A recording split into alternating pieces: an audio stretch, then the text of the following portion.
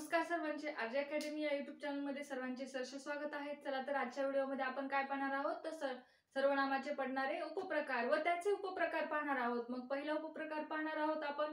मागील व्हिडिओ जर पाहिले नसतील तर नक्कीच पाहून घ्या। त्याच्यामध्ये सर्वनाम म्हणजे काय, एकंदरीत सर्वनामाचे किती उपप्रकार पडतात व त्यांच्या उपप्रकाराचे किती उपप्रकार पडतात हे आपण या व्हिडिओमध्ये पाहणार आहोत। मग आजचा आपला पहिला सर्वनामाचा उपप्रकार आहे पुरुषवाचक सर्वनाम।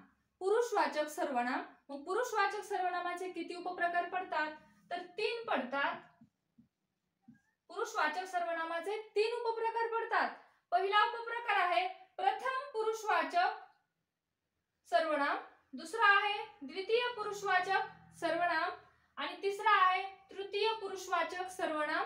हे पहा मी सर्व आखून घेतलेले आहे तुम्हाला लक्षात येण्यासाठी। आणि तुम्हाला प्रथम पुरुषवाचक, द्वितीय पुरुषवाचक आणि तृतीय पुरुषवाचक असे हेडलाईन टाकून त्यांच्या व्याख्या लिहून घ्यायच्या आहेत व त्यांची उदाहरणे देखील लिहून घ्यायची आहेत, म्हणजे तुम्हाला पाठ करायला सोपं जाणार आहे।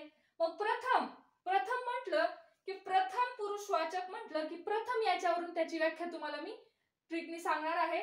बोलणारा स्वतःचा उल्लेख करताना जी सर्वनामे वापरतो ती प्रथम पुरुषवाचक सर्वनामे असतात।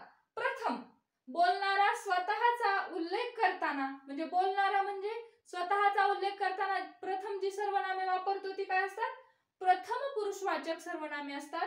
मग प्रथम पुरुषवाचक सर्वनामे कोणती आहेत असा देखील परीक्षेमध्ये प्रश्न येऊ शकतो। मग प्रथम पुरुषवाचक सर्वनामे मी, आम्ही, स्वतः, आपण ही काय आहेत, प्रथम पुरुषवाचक सर्वनामे आहेत।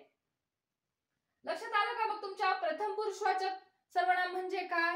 चला मग आता दुसरा उपप्रकार पाहणार आहोत आपण, द्वितीय पुरुषवाचक सर्वनामे। मग द्वितीय पुरुषवाचक सर्वनामाची व्याख्या कशी लक्षात ठेवायची, द्वितीय म्हटलं की काय येतं, ज्याच्याशी बोलायचे त्याचा उल्लेख करताना जी सर्वनामे आपण वापरतो त्याला काय म्हणतात, द्वितीय पुरुषवाचक सर्वनामे। प्रथम म्हटलं की काय, बोलणारा स्वतःचा उल्लेख करतो। द्वितीय म्हटलं की काय, ज्याच्याशी बोलायचे आहे त्याचा उल्लेख करताना जी सर्वनामे वापरली जातात त्यांना काय म्हणतात, द्वितीय पुरुषवाचक सर्वनामे असे म्हणतात।